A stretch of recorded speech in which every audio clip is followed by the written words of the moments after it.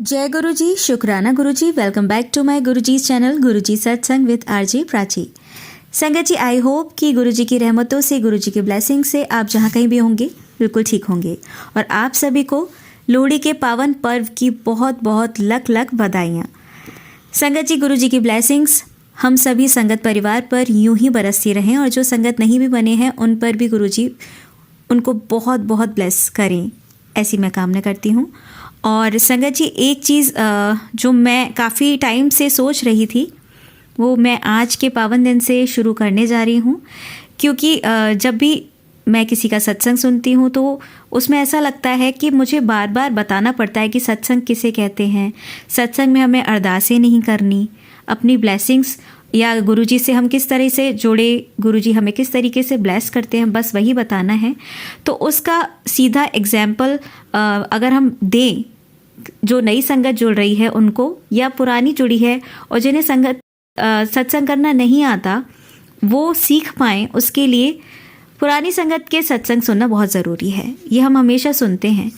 तो अब से मैंने ये सोचा है, डिसाइड किया है कि मैं पुरानी संगत का सत्संग आप सभी तक पहुंचाऊंगी, पूरी कोशिश करूंगी टाइम निकालने की, क्योंकि वो मुझे अपनी आवाज़ में ही करने पड़ेंगे, और जो कि मेरा बहुत पसंदीदा काम है। और इस बहाने मैं पुरानी संगत के सत्संग ज़्यादा से ज़्यादा पढ़ूंगी और आप सब तक पहुंचाऊंगी, तो मुझे भी गुरुजी की ब्लेसिंग्स और गुरुजी के बारे में ज़्यादा से ज़्यादा जानने का मौका मिलेगा आप सभी के साथ। तो ये एक बहुत ही अच्छा थॉट है जो काफ़ी टाइम से आ रहा था, बट नहीं कर पा रही थी मैं, टाइम कम होने की वजह से। बट अब शायद गुरुजी चाहते हैं कि मैं ये करूँ, क्योंकि बहुत बार मैं ये सुन चुकी कि पुरानी संगत के सत्संग सुनने चाहिए, और मैं खुद भी कहती हूँ, क्योंकि जितनी बार भी सुने हैं, कम टाइम होता है तो मैं खुद ही नहीं सुन पाती, लेकिन जितनी बार भी सुने हैं एक अलग ही वाइब आती है। लगता है कि कितनी ब्लेस्ड संगत है जो गुरु जी के सामने थी, प्रेजेंस मतलब गुरु जी जब थे तब वो संगत उनके सामने बैठती थी, उनके हाथों से प्रसाद लेने का मौका, सौभाग्य उन लोगों को मिला। तो वो अपने आप में ही कितने ब्लेस्ड है, और हम भी ब्लेस्ड हैं कि हमें गुरुजी अपने जाने के बाद भी पल पल अपने होने का एहसास कराते हैं। तो नई पुरानी संगत कुछ नहीं है, बस हाँ ये है कि उन्हें शायद हमसे ज़्यादा पता है गुरुजी के बारे में, और जो बिल्कुल नए जुड़ते हैं उन्हें नहीं पता होता। तो पुरानी संगत के जब हम सत्संग सुनते हैं तो हमें बहुत सी बातें जानने को मिलती हैं कि किस तरह से हम अपनी ज़िंदगी में बदलाव कर सकते हैं, जिससे कि हम अपनी जो भी मुश्किलें हैं उन्हें आसानी से पार कर पाएँ। तो संगत जी, कल मकर संक्रांति है, कहीं कहीं 14 तारीख की है, कहीं 15 तारीख की है। तो सत्संग शुरू करने से पहले मैं कुछ आप सभी को सुनाना चाहूँगी, और एक सत्संग में मैंने पढ़ा था तो वो आप सभी के साथ शेयर करना चाहूँगी। ऐसा कहते हैं कि अगर मकर संक्रांति के दिन कुछ दान दिया जाए तो वो बहुत शुभ माना जाता है, और इस दिन सूर्य देव उत्तरायण में प्रवेश करते हैं। इस समय किया गया दान जो भी नेगेटिविटी है उसको दूर करता है और जीवन में एक नई शुरुआत लाता है और सुख समृद्धि को बढ़ाता है। और जैसे कि अगर आपको नहीं पता हो तो मैं आपको बता दूं कि ये साल सूर्य का साल माना जा रहा है, क्योंकि 2026 का अगर हम टोटल करते हैं तो 1 आता है, और 1 जो नंबर है वो सूर्य का नंबर है ना। तो ये काफ़ी अच्छा साल होने वाला है सभी के लिए। तो इस तरीके से अगर हम दान सिंपल अपने दिल की खुशी के लिए भी करेंगे तो बहुत अच्छी बात है। और मकर संक्रांति को अन्न का दान सबसे ज़रूरी माना गया है। अन्न दान से दरिद्रता दूर होती है। आप खिचड़ी, चावल, गेहूँ, मूंग की दाल, गुड़ का दान कर सकते हैं। और तिल गुड़ इस दिन का खास दान माना जाता है, यानी कि तिल और गुड़ इन दोनों के मेल से दान करने पर एक शुभ परिणाम का इनको कारण माना जाता है। तिल जो होता है वो पाप की शांति के लिए होता है, और गुड़ जीवन में मिठास और ऊर्जा के लिए दान करना चाहिए। और सर्दी के मौसम में इन चीज़ों का दान बहुत पुण्य देता है। ये दान शरीर के साथ साथ मन को भी राहत देता है। तो कंबल, गर्म कपड़े, शॉल, स्वेटर जो भी ज़रूरतमंद हो उनको दान आप कर सकते हैं। और सुबह स्नान करें, सूर्य देव को अर्घ्य चढ़ाएं, मन में अपने दान का संकल्प करें और ज़रूरतमंद को दान करें।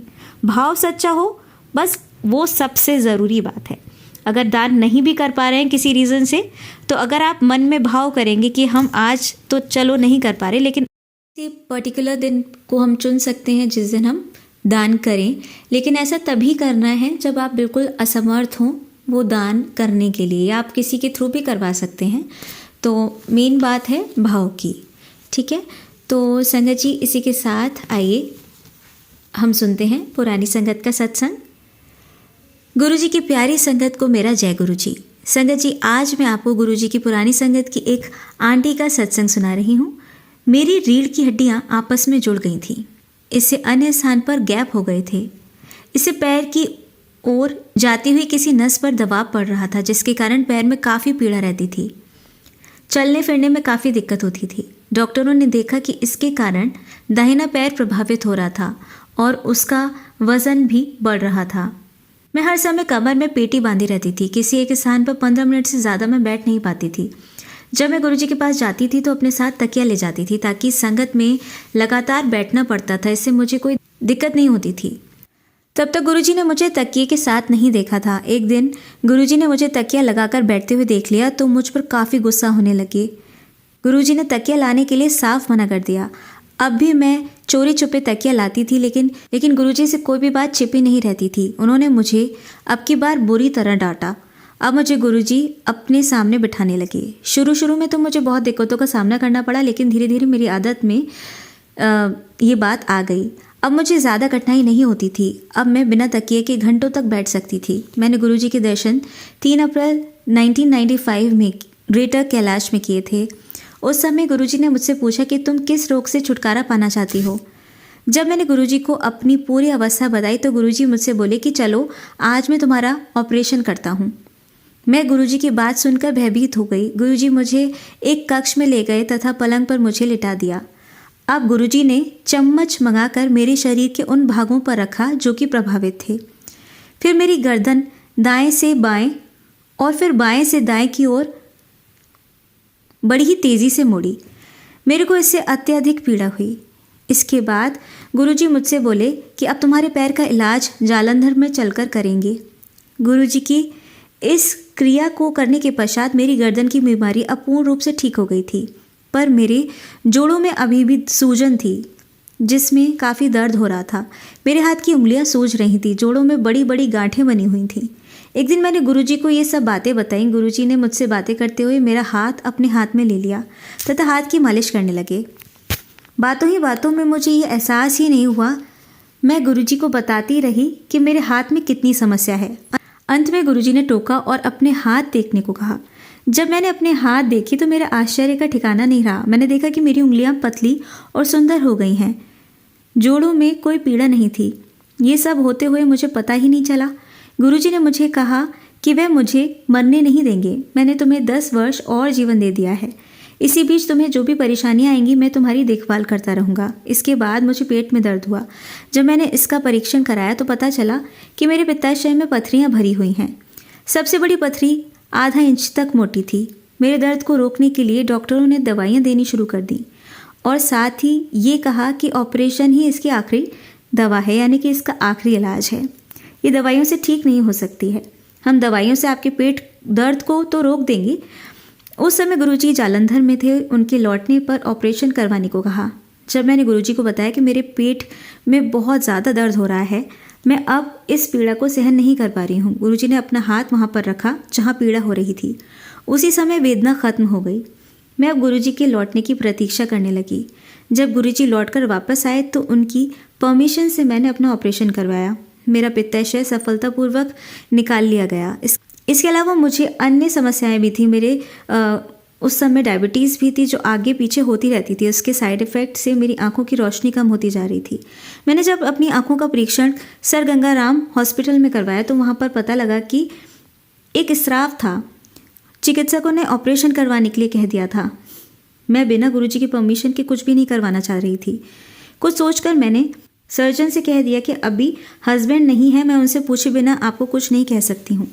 इस पर सर्जन बोले कि आंखें आपकी हैं ना कि आपके हस्बैंड की। मैंने उन्हें स्पष्ट रूप से मना कर दिया। जब मैं गुरुजी से मिली और उनको अपनी आँखों के बारे में बताया तो गुरुजी ने एक फूल माला जो कि उनके पैरों के पास पड़ी थी वो मुझे दे दी और उसे पहनने के पश्चात अपना परीक्षण करवाने को कहा। जब मैंने अपनी आंखों का परीक्षण करवाया तो आंखें बिल्कुल नॉर्मल आईं। उसमें किसी प्रकार का कोई विकार नहीं था। डॉक्टर लोग भी ये देखकर आश्चर्यचकित हो गए कि मेरी दोनों आंखें सामान्य थीं, किसी भी ऑपरेशन की आवश्यकता नहीं थी। मेरे पति पर भी गुरुजी की कृपा थी। उनके मुख में एक सफ़ेद निशान था। डॉक्टर ये शंका कर रहे थे कि ये कैंसर का निशान हो सकता है। जब हमने उसकी टेस्टिंग कराई तो बॉम्बे सैंपल भेज दिया। हम लोग रिजल्ट के आने की प्रतीक्षा कर रहे थे। मैं तुरंत अपने पति को लेकर एम्पायर स्टेट गुरुजी के पास गई और सभी बातें मैंने विस्तार पूर्वक गुरुजी को बताई। गुरुजी ने मेरे पति से कहा, ज़रा अपना मुंह खोलो। मेरे पति ने अपना मुंह खोलकर गुरुजी को दिखा दिया। मुंह देखने के पश्चात गुरुजी ने मेरे पति से कहा कि जा ऐश कर। मैं ये देखकर आश्चर्य में पड़ गई, परंतु गुरुजी के शब्द तो आशीष थे। वहाँ पर कोई धब्बे नहीं थे। जो एक्सरे पिछली रात को लिया गया था उसमें स्पष्ट रूप से सफ़ेद दाग दिखाई दे रहे थे, लेकिन अब जब दोबारा एक्सरे कराया गया तो कोई दाग था ही नहीं। डॉक्टर लोग ये देखकर स्तब्ध रह गए। मेरे आश्चर्य की कोई सीमा नहीं थी। गुरुजी अपने भक्तों के लिए हर कार्य बड़ी आसानी से कर देते थे। मेरे पति कपड़ों के थोक के व्यापारी थे। वे सभी जगह अपना माल भेजते थे। उनको पंजाब पेमेंट लेने के लिए जाना था, अतः उन्होंने दोनों तरफ के रिजर्वेशन शताब्दी से करा लिया था। जब वे संचित धन लेकर वापस आ रहे थे तो रात बहुत हो चुकी थी और ट्रेन का रिजर्वेशन छोड़कर बस से यात्रा करना उन्होंने ठीक समझा। मुझे फ़ोन कर लिया कि मैं 10:30 बजे तक घर पहुंच जाऊंगा। जब पति 10:30 बजे तक नहीं आए तो मैं चिंता में पड़ गई। रात करीब 1:30 बजे पुलिस स्टेशन से मेरे पास फ़ोन आया कि आपके हस्बैंड हॉस्पिटल में हैं। वे बस में बेहोश मिले थे, इसलिए हमने उन्हें हॉस्पिटल में एडमिट करा दिया है। जब मैं वहाँ पहुँची तो वो बेहोश थे। मैं उनको एक एम्बुलेंस से अपने शहर में ले आई और एक हॉस्पिटल में उनको एडमिट करा दिया। जब मैंने गुरुजी को फ़ोन पर बताया तो गुरुजी ने कहा कि चिंता करने की कोई आवश्यकता नहीं है, वे अपने आप होश में आ जाएंगे। अब मैं दुकान पर बैठ रही थी। धीरे धीरे पतिदेव को होश आ गया तो उन्होंने बताया कि बस में 2 व्यक्ति थे। उन लोगों ने मुझसे बातें करना शुरू कर दिया। मुझे बातों ही बातों में खाने के लिए बिस्किट दे दिए। उन लोगों ने खुद भी बिस्किट खाए। वे बिस्कुट खाते ही मैं बेहोश हो गया और लाखों रुपए लेकर वो दोनों व्यक्ति चंपत हो गए। जब गुरुजी को ये बात पता लगी तो उन्होंने कहा कि चिंता करने की आवश्यकता नहीं है, अब आपके पति होश में आ गए हैं। रही पैसे की बात तो मैं आप लोगों को उससे 10 गुना पैसा दे दूंगा। मुझे ये ज्ञात है कि जितनी हमें उम्मीद नहीं थी उससे कहीं ज़्यादा गुरुजी ने हमें धन दिलवाया।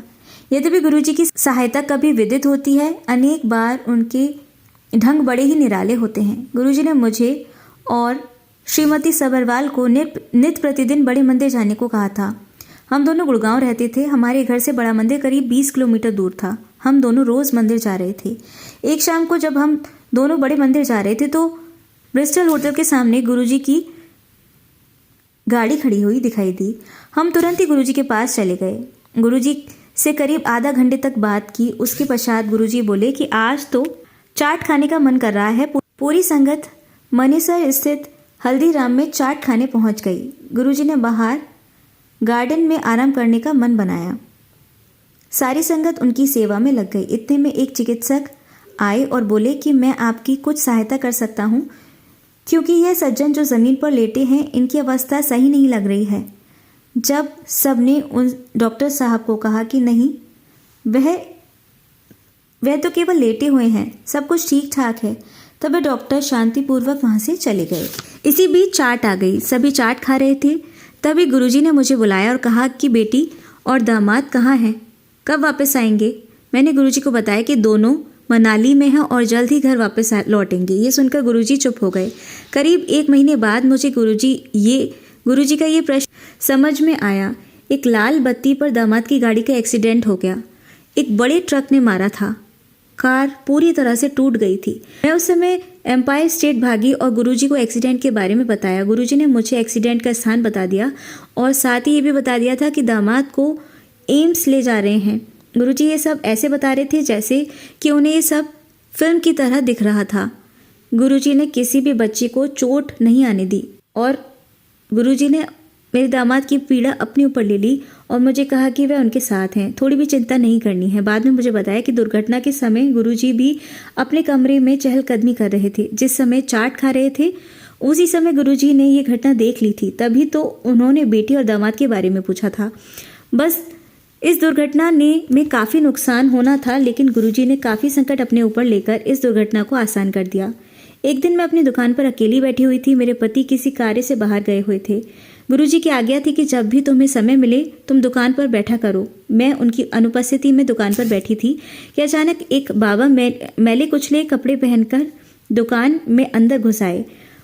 उनके कपड़े में से बदबू आ रही थी और वो मुझसे आते ही कुछ रुपए मांगने लगे।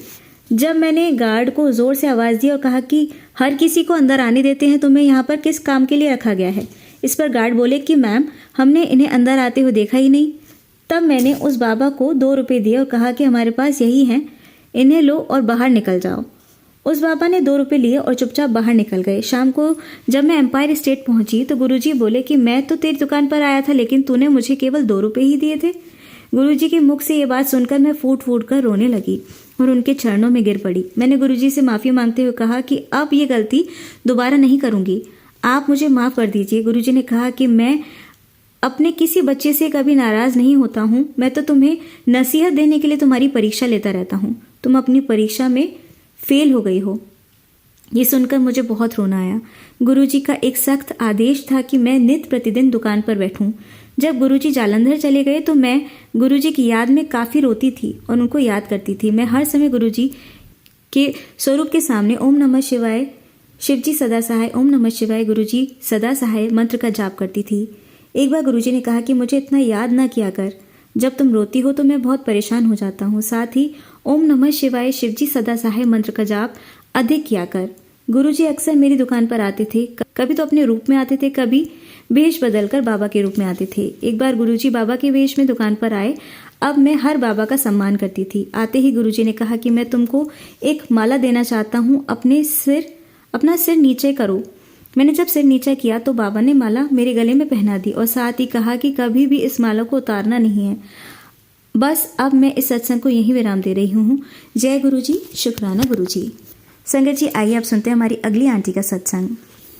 जय गुरुजी, शुक्राना गुरुजी, अनंतम अनंतम शुक्राना मेरे गुरु महाराज।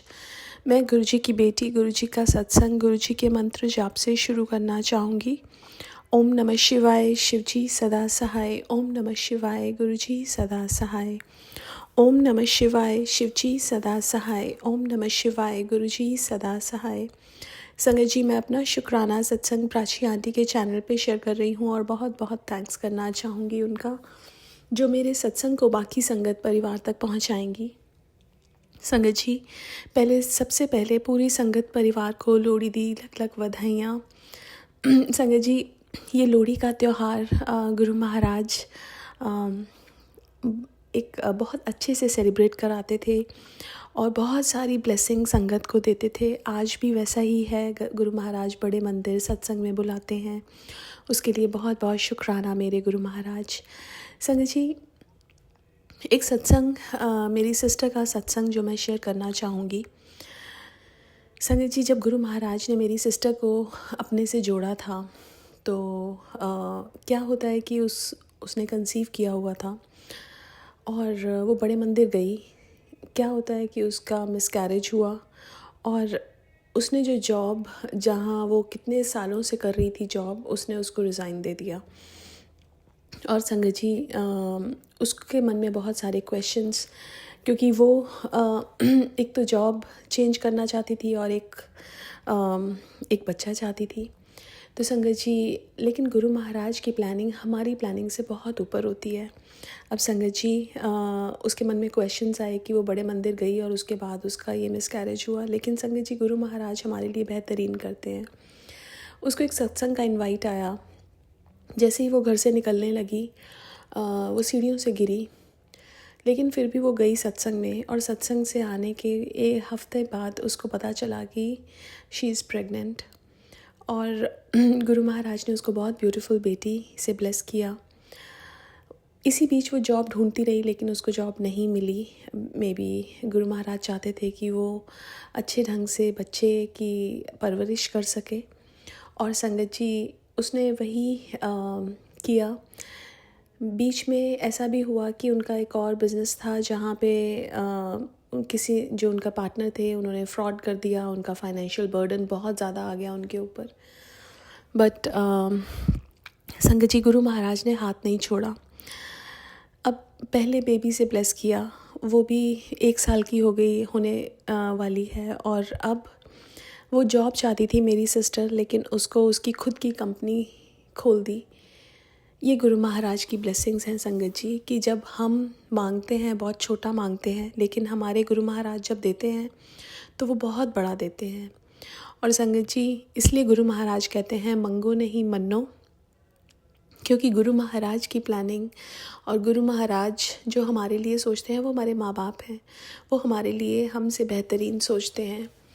शुक्राना मेरे गुरु महाराज, हर पल का, हर सांस का, जो दिया उसका भी और जो नहीं दिया उसका भी। आज के लिए अपने सत्संग को यहीं विराम देना चाहूँगी। ओम नमः शिवाय, शिव जी सदा सहाय। ओम नमः शिवाय, गुरु जी सदा सहाय। जय गुरु जी, शुक्राना गुरु जी। अब सुनते हैं हमारी लास्ट आंटी का सत्संग। जय गुरु जी संगत जी, जय गुरु जी प्राची आंटी। आज मैं अपना शुक्राना सत्संग करूंगी गुरु जी के मंत्र जाप से। ओम नमः शिवाय, शिव जी सदा सहाय। ओम नमः शिवाय, गुरु जी सदा सहाय। संगत जी, ये शुक्राना मैं दोपहर को ही कर रही हूँ, और जैसे कि मेरी बैटरी में 77% बैटरी है संगत जी मेरी, और गुरु जी ने ब्लेसिंग्स दे दी हैं। और शुक्राना मेरे गुरुपा, ये शुक्राना लोहड़ी वाले दिन कर रही हूँ संगत जी। और गुरु जी लोहड़ी के दिन बहुत सारी ब्लेसिंग्स अपनी पूरी संगत को, अपनी बेटियों को, बेटों को, बच्चों को, सबको दे रहे हैं। तो सबको ये ढेर सारी शुभकामनाएं गुरु जी की सबको मिले, और बहुत अच्छी सी प्यारी सी लोहड़ी सबके घर में मने। तो संगत जी, आज का शुक्राना ये है कि गुरु जी ने मुझे लोहड़ी वाले दिन जब ओपन सत्संग हुआ हमारा सेवादारों का, तो गुरुजी ने मुझे बोला था कि तुम्हें एक गिफ्ट मिलेगा आज के दिन। तो संगत जी, वहाँ एक आंटी संगत थे वो भी, और उन्होंने मेरे को 200 रुपीज़ दिए गुरुजी के सामने ही, और गले से लगाया। और मुझे इतना अच्छा लगा संगत जी, मुझे लगा कि मेरे मम्मा पापा बहुत दूर हैं, तो लोहड़ी तो मायके वालों की तरफ से अपनी बच्चियों के लिए गिफ्ट होती है, त्यौहार होती है एक।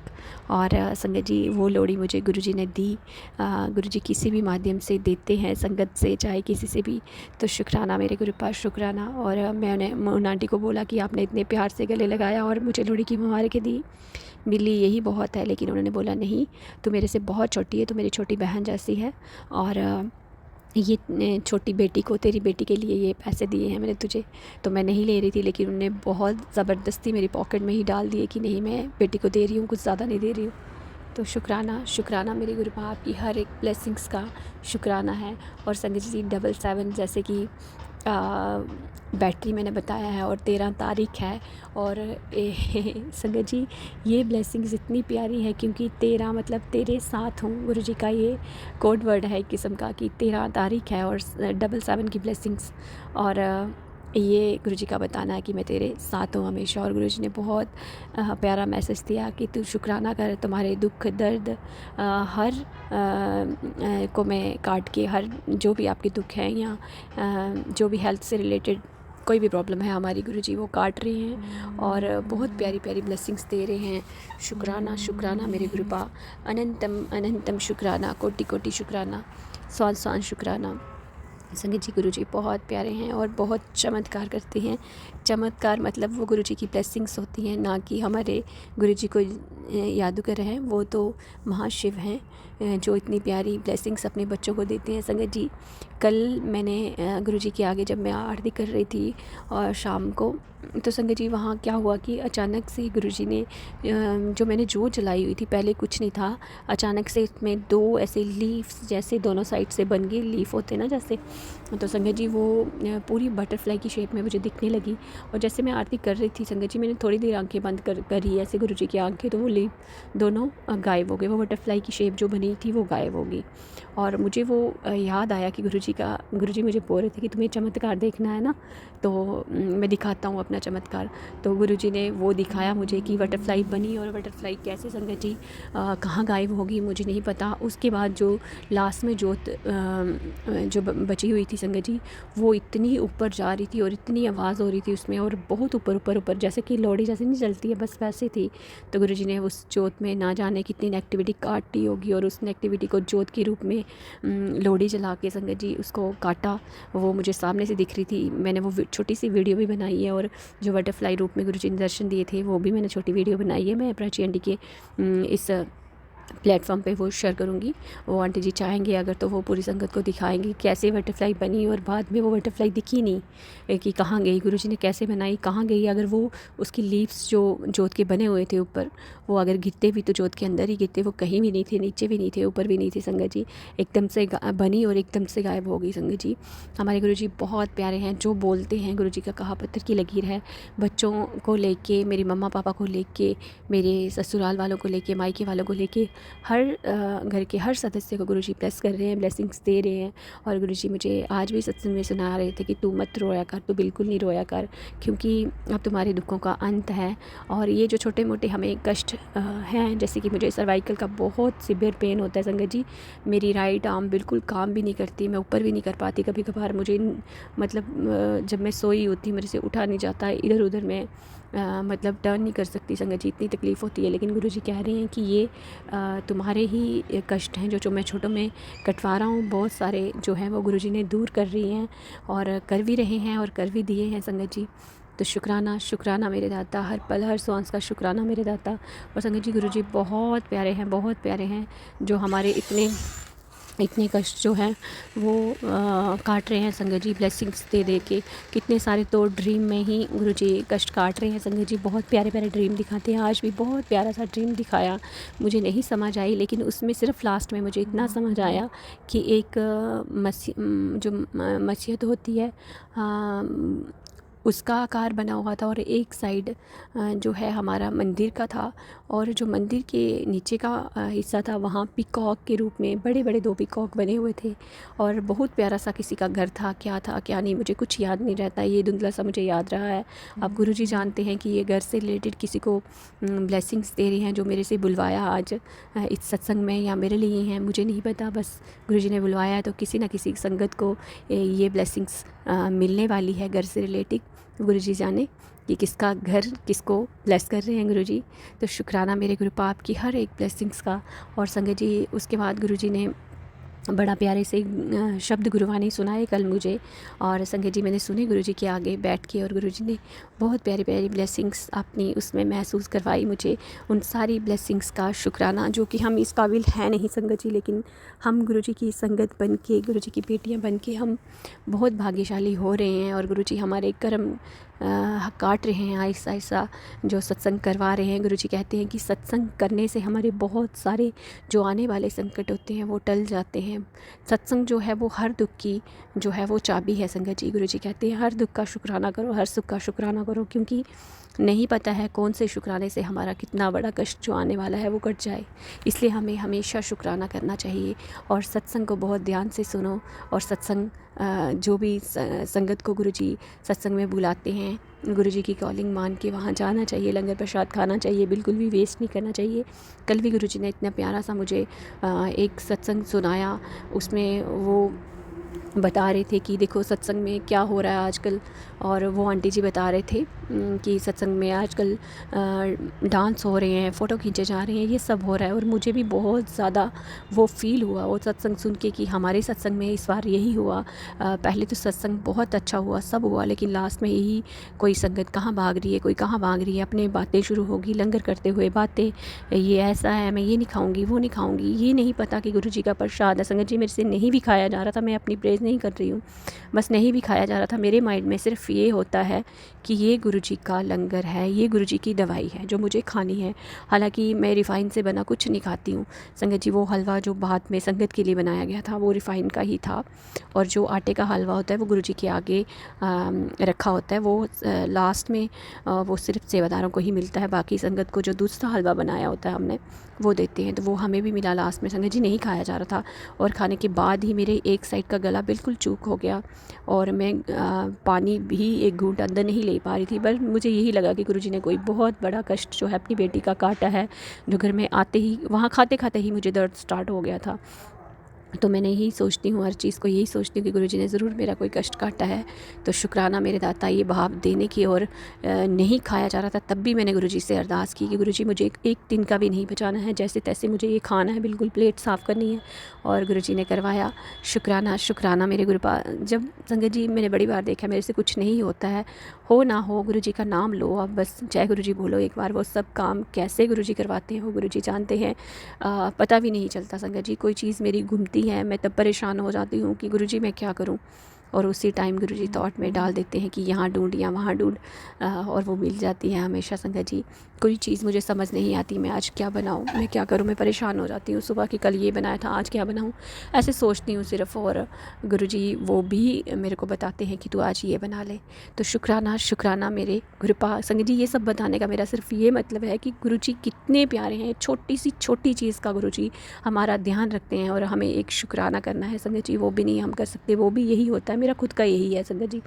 मेरा होता है कि मैं ये वाला ख़त्म कर लेती हूँ, ये वाला ख़त्म कर लेती हूँ, काम मैं फिर करूँगी शुक्राना। लेकिन देखो हम गुरुजी को कितने हल्के में ले रहे हैं कि जो हमें सब कुछ दे रहे हैं, जो हमारे छोटे से लेके बड़े काम करवा रहे हैं, हमारे कर्म कष्ट करवा रहे हैं, हमारे कितनी बड़ी बड़ी जो संकट हम पे आने वाले होते हैं वो सत्संग सुना के ही गुरुजी संगत जी वो टाल देते हैं। और हमें एक शुक्राना करना है, उसके लिए भी हम कितना सोच विचार करते हैं कि अभी ये कर लेते हैं फिर करते हैं, अभी ये कर लेते हैं फिर करते हैं। तो इसलिए संगत जी नहीं, पहले शुक्राना। मैं तो गुरुजी से यही अरदास करती हूँ, मेरा अमृत वेला भी छूट गया है क्योंकि सर्वाइकल की और डिस्क की वजह से, क्योंकि बहुत ज़्यादा मेरे को सर्वाइकल अब इस टाइम है। आज भी गुरुजी ने एक सत्संग सुनाया मुझे सर्वाइकल से लेके, वो आंटी जी बता रहे थे। और संगत जी मुझे पता है गुरुजी मेरे ये सत्संग सुना सुना के ही मेरा कष्ट कटवाएंगे, लेकिन गुरुजी ने ये भी बोला है कि डॉक्टर अपना काम करेगा और मैं अपना। तो गुरुजी अगर मुझे किसी डॉक्टर के पास ही लेके जाना है तब भी आप ज़रूर मुझे लेके जाओ और बताओ कि कहाँ मुझे जाना है। मुझे नहीं पता क्योंकि यहाँ के सारे डॉक्टर्स को मैं दिखा चुकी हूँ और दवाई तो मेरे से बिल्कुल नहीं खाई जाती। कल भी मेरे हस्बैंड बोल रहे थे कि दिखाना, क्या दिखाना है, तुम्हारा फास्ट आता है फिर तुम दवाई नहीं खाते हो बीच में, क्या फ़ायदा उसका, रेगुलर खानी होती है सब कुछ। तो गुरुजी आप जानते हो कि मैं कितनी पक चुकी हूँ दवाइयों को लेके, क्योंकि मैंने बहुत संगत जी बहुत सारी दवाइयाँ खाई हैं, कोई दवाइयाँ छोड़ी नहीं है।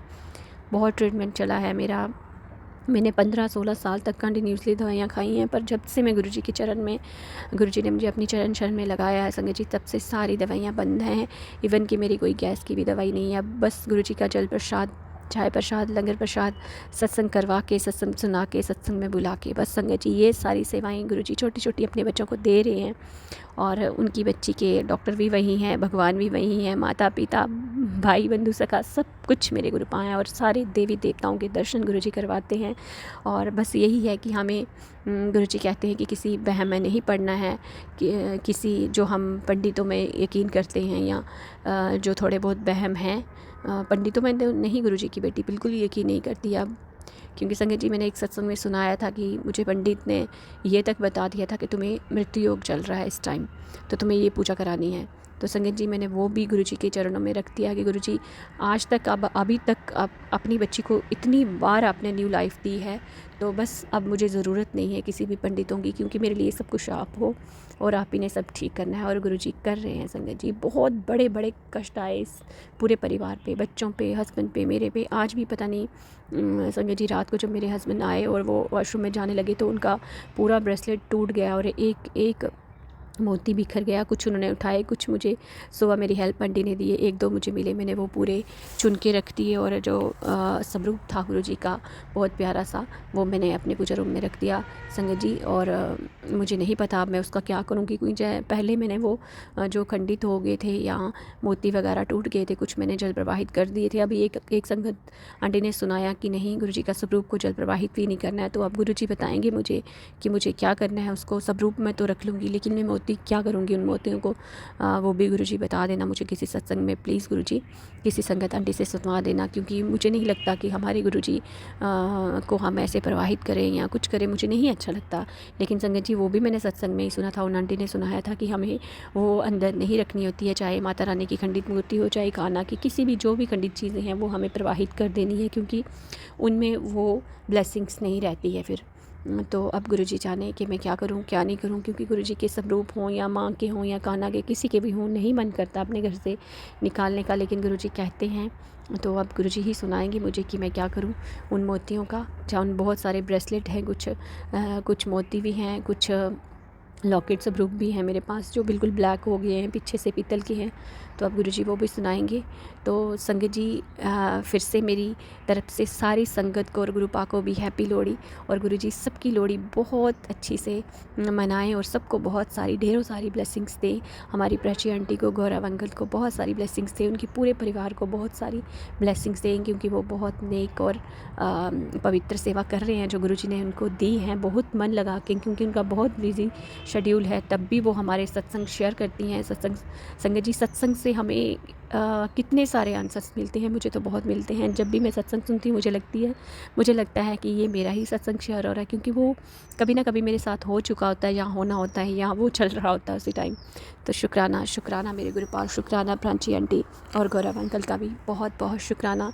संगत जी, इसी के साथ मैं अभी सारी संगत से गुरुपाल से माफ़ी मांगूंगी, क्योंकि गुरुजी का एक मैसेज था कि जाने अनजाने में तुमसे कोई गलती हो गई है तो शुक्राना कर ले और माफ़ी मांग ले। तो माफ़ कर देना मेरे गुरुपा, पूरी संगत जी, जब मेरे से कोई भी जाने अनजाने में गलती हुई है। तो संगत जी, इसी के साथ मैं आज का शुक्राना यहीं तक रखती हूँ। कल मेरे गुरुपा चाहेंगे तो उनकी बेटी फिर से शुक्राना करेगी। अभी गुरुजी का मंत्र जाप कर लेते हैं संगत जी, आप भी करिए। ओम नमः शिवाय, शिव जी सदा सहाय। ओम नमः शिवाय, गुरुजी सदा सहाय। जय गुरुजी, शुक्राना।